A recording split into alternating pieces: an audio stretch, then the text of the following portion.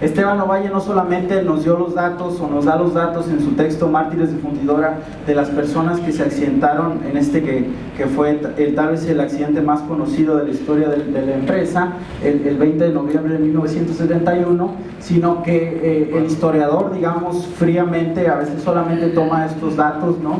Y hacemos tablas, qué sé yo, pero no sabemos, por ejemplo, que por ahí había un boxeador, un trabajador con una carrera de boxeador prometedora, a varios beisbolistas, gente que se acababa de casar, que acaban de nacer sus hijos y todo lo cual pues tiene que ver con lo que sucedía en la empresa.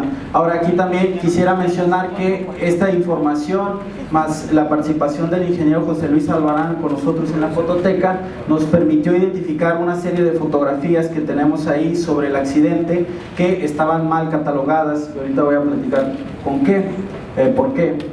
También, como nos podemos dar cuenta, había personas muy jóvenes en este accidente. Bueno, este registro de imágenes es una serie interesante porque tratan de este accidente del 20 de noviembre, donde la olla de vaciado número 4 en el departamento de aceleración número 2 chocó contra la grúa que la transportaba y derramó la mezcla al rojo vivo sobre el conductor y sobre algunos de los trabajadores que estaban ahí, 17 para ser exactos.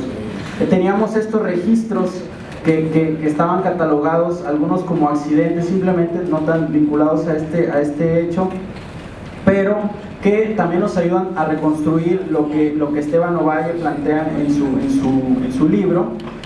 A ciencia cierta siempre ha sido un tema polémico sobre la causa del accidente, ¿no? Porque por un lado, obviamente la empresa, desprendiéndose de las responsabilidades, decían que el trabajador venía crudo, desvelado, no sé, y por su parte los trabajadores siempre han argumentado que los mecanismos de control de las grúas estaban en malas condiciones. Lo que sucedió fue que el freno que traía la grúa no entró y la grúa chocó contra el borde, entonces salpicó al conductor y a los que estaban aquí abajo. Aquí también nos llamó la atención que esto nos ayudó a identificarlo el ingeniero José Luis Albarán, que es los registros del Ministerio Público levantando las averiguaciones del accidente. Las imágenes de a continuación son un poco fuertes, pero fueron importantes. ¿Por qué? Porque las teníamos nosotros catalogadas como un derrame de mineral. Entonces, cuando hicimos la liga y también a partir de lo que nos contaron los trabajadores, que por ejemplo un trabajador, uno de ellos de los que estuvo en el accidente y falleció, intentó llegar a las escaleras para salvarse del accidente, fue que nos dimos cuenta que estas imágenes eran parte de la misma secuencia y que lo que estaban señalando no eran residuos de mineral, sino eran lo que había quedado de los trabajadores en el accidente, que son pues prácticamente nada, ¿no? Estas manchas aquí y estas manchas acá. Entonces esto me pareció importante mencionarlo porque cambia por completo el sentido de la imagen, de la fotografía, así como el valor documental que tiene, al menos eso consideramos, ¿no? Pero bueno, no todo eran tragedias, ¿verdad? En estos 86 años, la fundidora tuvo otro tipo de implicaciones que también nos llama la atención porque son poco conocidas dentro de la historiografía local, y es lo que tiene que ver con el deporte y la cultura. Equipos de todo tipo de actividades, béisbol, softball, están registrados en este archivo, básquetbol, atletismo, qué sé yo. El béisbol fue alguno de los más populares. Esta fotografía me llama la atención porque algo que desconozco respecto a la producción de las fotografías es que hace poco un compañero, Aurelio Arenas, me proporcionó esta misma foto, pero que él tenía como un recuerdo personal. Es de 1949 del equipo Acero, y que nosotros tenemos una copia también en la fototeca. Lo interesante de este contacto es que, por ejemplo, nuestra fotografía, a pesar de esta rotura, está mejor conservada que la que tiene el señor Aurelio, pero la del señor Aurelio atrás tiene no solamente los nombres, sino la posición en la que cada uno de ellos jugaba en el campo, ¿no?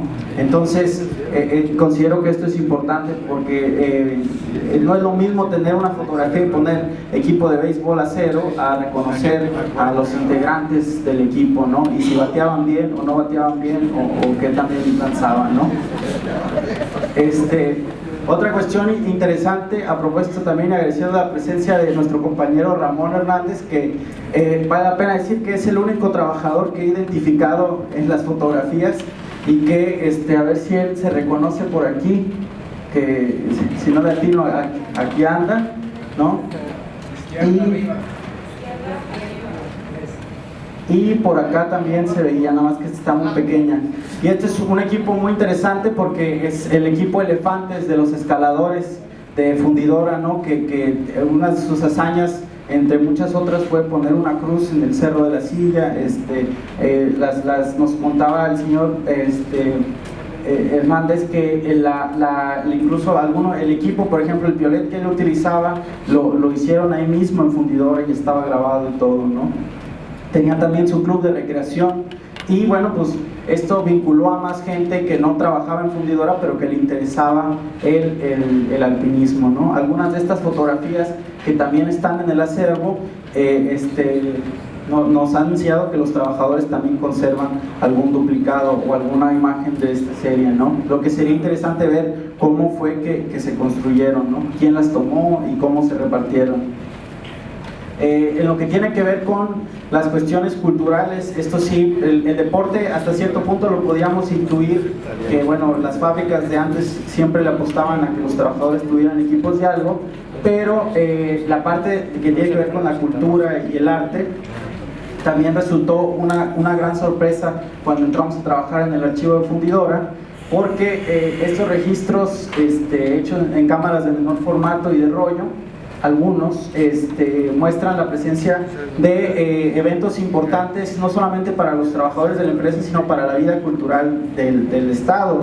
Por ejemplo es Alfredo Citarrosa, un gran guitarrista y cantante que vino aquí a Fundidora a dar un concierto en el Auditorio Acero, en el cual no solamente podían venir los trabajadores sino la gente que pagara su boleto, que era muy accesible según nos cuentan. Aquí nos llamó la atención de estar aquí localizando a Eugenia León haciendo sus pininos con San Amparo, también en el Auditorio Acero. Otra cosa interesante es lo que tiene que ver con el teatro, por ejemplo. Carlos Ancira, en una representación del Diario de un Loco en 1980-82, no recuerdo, escrita por Nicolás Gogol, fue una obra muy importante que la produjo primero Alejandro Jodorowsky allá en la Ciudad de México y luego se la trajeron aquí a Monterrey. Entonces fue todo un suceso que también estuvo en el Auditorio Acero. Otra cuestión interesante es Luis Martín, a propósito mencionando uno de la gente que más ha apoyado estas páginas de Facebook sobre fotografías antiguas. En sus inicios como director de teatro, produjo junto con el grupo de teatro Fundidora la obra Silencio Pollos Pelones, escrita por Emilio Carballido, que es interesante porque es una de las primeras obras con un claro tinte político, ¿verdad? Hablan del PRO y del PEN, ¿verdad? Que quién sabe cuáles partidos sean, y que además Emilio Carballido vino personalmente al Auditorio Acero a presenciar su puesta en escena de la obra, ¿no? Que nos sorprendió ver a Emilio Carballido en el fondo Fundidora, ¿no? No sabíamos qué tendría que haber estado haciendo en el archivo, ¿no? Esperamos ver casi puras cosas de máquinas. Bueno, ya para ir concluyendo, el principio del fin de la empresa, esto también ha sido interesante irlo detectando en el archivo, porque las fotografías nos permiten ver, entre otras cosas, el desgaste de las mismas instalaciones industriales que, bueno, con la historiografía y los documentos podemos ver los distintos motivos. Le digo el principio del fin porque aquí están en la plana mayor de Fundidora, esperando la llegada de los ejecutivos del Exim Bank de los Estados Unidos para, digamos, cerrar el trato del primer préstamo económico para los planes de modernización y expansión. Aquí está Manuel Barragán con Harold, no recuerdo el apellido, que era el presidente del Exim Bank de ese momento.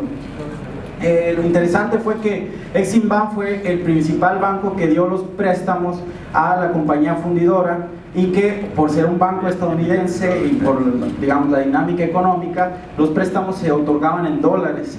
Entonces, ya para el tercer plan de modernización que puse al principio, que es por la década de los 70, la volatilidad del peso frente al dólar, el precio del peso frente al dólar se volvió completamente inestable y completamente irreal, por lo cual préstamos que se habían pedido desde la época que la empresa era privada se volvieron impagables para cuando la empresa ya era paraestatal en los 80, ¿no? Esto es un dato también poco conocido. Las inversiones de los estadounidenses y de los japoneses, por ejemplo, en el área industrial de fundidora son interesantes y nos aparecieron ahí en el archivo.